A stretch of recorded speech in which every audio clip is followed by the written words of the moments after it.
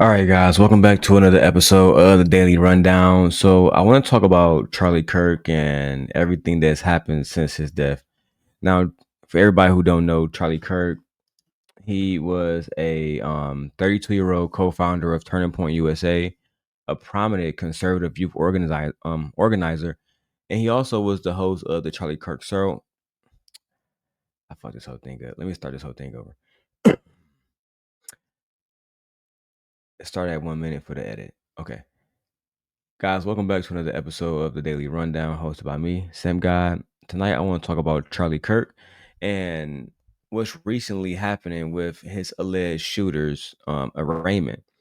For those who don't know, Charlie Kirk, 32-year-old founder of Turning Point USA, also a prominent conservative youth organizer and the host of the Charlie Kirk Show, was fatally shot on September 10th, 2025 during a student-sponsored question and answer event at Utah Valley University, also known as UVU, which is located in Orem, Utah.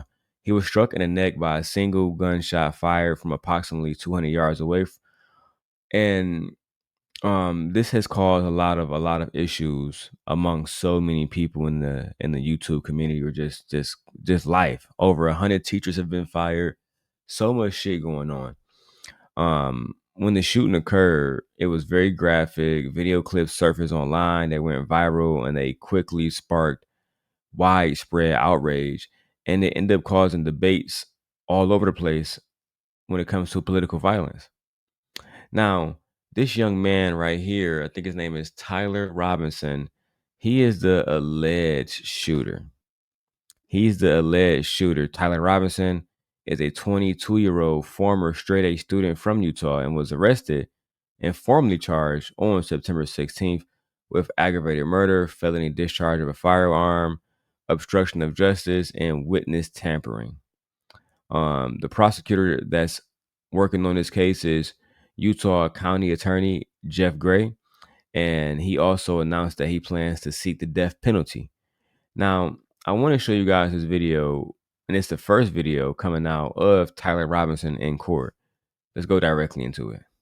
Mr. Robinson, for count one, aggravated murder, a capital felony in violation of Utah Code annotated 76-5-202, in that on September 10th, 2025 in Utah County, the defendant, Tyler James Robinson, intentionally or knowingly caused the death of Charlie Kirk under the following circumstances. The defendant knowingly created a great risk of death to another individual other than Charlie Kirk and the defendant. Notice conviction of this offense may carry the death penalty or pursuant to Utah Code 76-3-207.7, a mandatory term of imprisonment for life without parole or an indeterminate term of not less than 25 years, and that may be for life. Victim targeting enhancement in violation of Utah Code annotated 76-3-203.14 sub 2. Tyler James Robinson intentionally selected Charlie Kirk because of Tyler James Robinson's belief or perception regarding Charlie Kirk's political expression.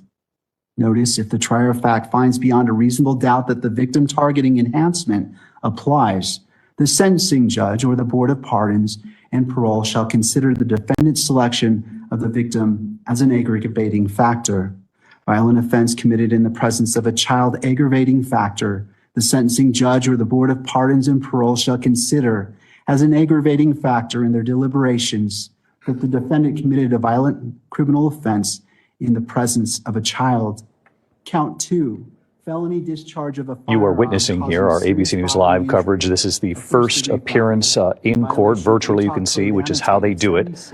In this particular jurisdiction, Tyler James Robinson, the suspect, charged with aggravated murder among the 7 counts revealed late this afternoon. The judge is now reading those counts to the suspect. He nodded his head, understanding that the charges would be read to him. He was told he can have representation. The county attorney saying Robinson will face those 7 charges, including aggravated murder, obstruction of justice, and witness tampering.